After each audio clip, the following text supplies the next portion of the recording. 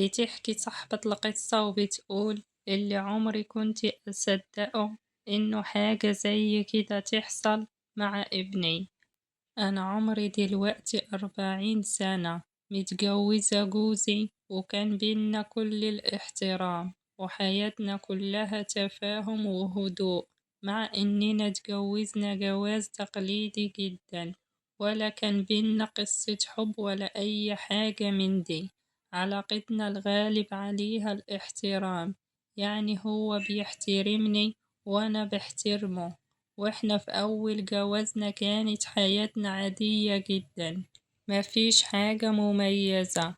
خلال فترة جوازنا ربنا رزقني منه بولد، لكن بعد كده هو قرر إنه يسافر ويشتغل برا، وطبعا زي أي ست لما يكون وضعهم المادي مستقر ومش ناقصهم حاجة، اعترضت على موضوع السفر.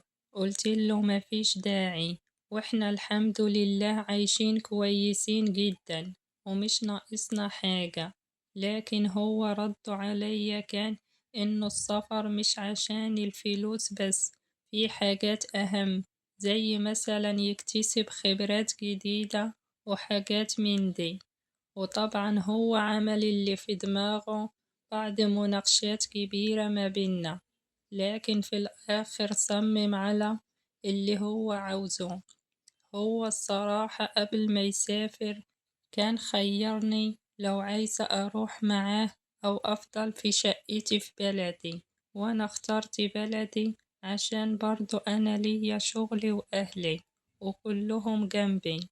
في الأول لما سافر قعد سنة وجالنا زيارة وجاب لنا هدايا وحاجات كتير، لكن لما حسبها قال إنه في مصاريف كتير وكمان التذكرة غالية.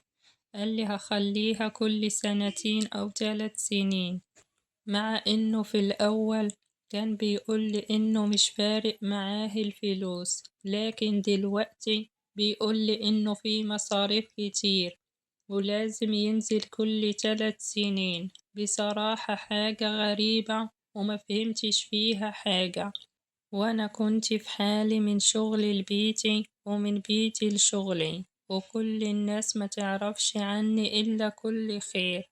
كنت عايشة أنا وابني بس، واستمر الوضع زي ما هو، وكان بيجي كل 3 سنين، وفضلنا على الوضع ده بيجيلنا كل 3 سنين، وعدت سنين كتير ومفيش أي حاجة اتغيرت، وابني ساعتها بقى عنده 19 سنة. أنا ابتديت أتعب وعلى طول تعبانة وحاسة بدوخة، وأنا بقيت كل ما أتعب أو بدوخ أكبر دماغي، بقول عادي يمكن من الشغل بس، الإرهاق ده يمكن سببه الشغل. وليا زميلة في الشغل كلمتها على الموضوع ده، قالت لي ما تروحي تكشفي، ايه اللي سكتك، روحي اطمني على نفسك. قلت لها يعني ما فيش حاجة محددة بشتكي منها، هو كلها دوخة وتعب كده، ساعات بحس نفسي مش قادرة أقوم. قالت لي لازم تروحي تطمني على نفسك وتشوفي ايه السبب.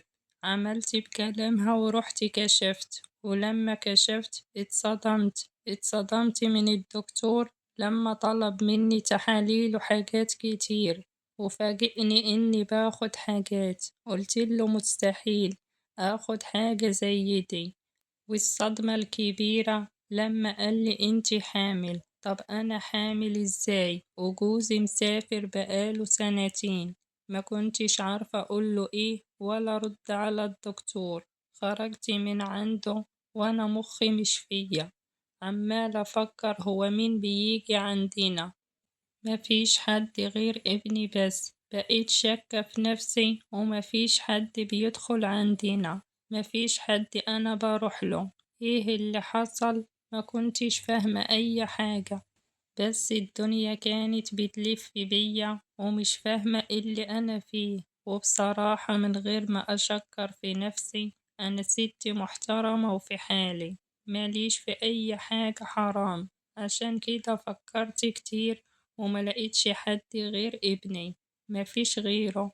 بس كنت عمالة أسأل نفسي، هو إمتى الموضوع ده حصل وإزاي؟ إزاي كان بيحصل؟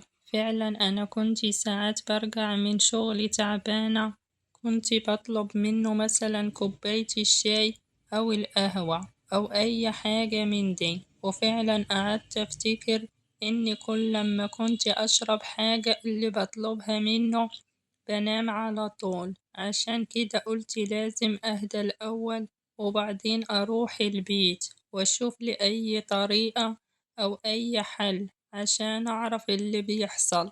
كان يوم صعب عليا جدا، وفعلا ما كنتش عايزة ابني يعرف حاجة أو يحس بحاجة. رحت على البيت وقعدت في أوضتي وكنت عمالة أفكر يعني أحل الموضوع ده إزاي، لحد ما جه هو من برا وطلبت منه يحضر لي أي حاجة أشربها، ودخل على طول المطبخ. وهو فعلا كل لما كنت أطلب منه حاجة يدخل جري على المطبخ. عمره في يوم طلبت منه حاجة وقال لي لأ. أتاري هو بيعمل لي فيها الحاجات اللي بتخليني مش في وعيي. والصراحة أنا اتصدمت في ابني، وحضر لي الشاي وجابه وهو ما بيقعدش جنبي لحد ما أشربه ولا حاجة، بيطلع يقعد في أوضته. وطبعا أول ما ابني راح على الأوضة بتاعه رحت أنا على المطبخ وقلبت الحاجة اللي هو جابها لي، ورجعت على أوضتي من غير ما ابني يحس بأي حاجة. وأنا بصراحة ما كنتش عارفة الموضوع ده بيتم إزاي، بس قلت لازم أبقى صاحية. عملت نفسي نايمة لحد ما أشوف إيه اللي هيحصل، وفعلا لقيته جايلي على الأوضة. وفي ساعتها ابتدى يعمل حاجات وحركات أنا ما كنتش قادرة بصراحة أتكلم ولا قادرة أوصفها عشان الموقف صعب. ابني وأمه، الموضوع مش سهل خالص. قمت صاحية واتفاجئ بيا، لكن أنا قعدت أصوت وقلت له أنت عارف اللي بتعمله ده وصلنا لإيه؟ وصلنا للفضيحة الكبيرة. معرفش انت هتستوعب اللي انا هقوله ولا لا. اول ما سمع الكلمة دي هو طار من قدامي ومعرفتش هو راح فين، وانا مش عارفة اعمل ايه ولا اتصرف ازاي. اتصل بجوزي واقوله على اللي عمله ابنه. بصراحة ابوه هو السبب، هو السبب في اللي احنا وصلنا ليه. بيجري ورا الفلوس وساب ابنه أنا اللي ربيه في مرحلة زي دي. المراهقة مش سهلة، وأنا كأم عملت اللي أقدر عليه، لكن عمره ما خطر على بالي إنه يعمل فيا حاجة زي دي. أنا بصراحة في مشكلة كبيرة ومش عارفة أعمل إيه ولا أقول إيه ولا أتصرف إزاي. أنزل اللي في بطني ولا أتصل بجوزي هو يجي عشان يحل المشكلة دي، ولا أعمل إيه في ابني اللي سببي في كل اللي بيحصل لي ده.